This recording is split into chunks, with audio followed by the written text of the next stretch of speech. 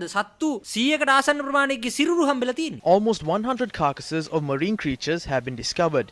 They claim that they are yet to carry out research in this regard. When expressing concerns about the incident, they said that the vessel did not contain chemical substances. They say they cannot comment on the consequences caused by the Express Pearl disaster.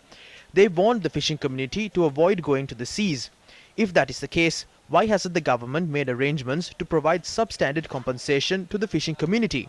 They said they would provide a relief allowance of 5,000 rupees.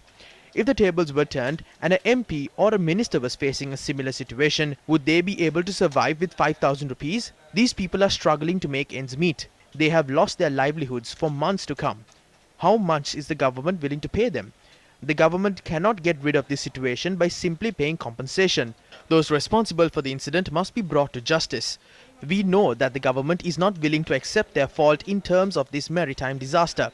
The government is also not willing to bear the responsibility for the damage caused to the lives and livelihoods of the fishing community.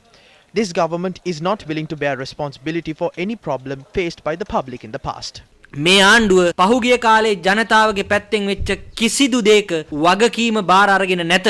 කවදාද මේකේ ඇත්ත කතන්දරේ මේක විවෘත වෙලා මේ ප්‍රශ්නය මේ පාරිසරික ප්‍රශ්නය මේ දීවරිංග ප්‍රශ්නය When will the consequences of this maritime disaster come to light?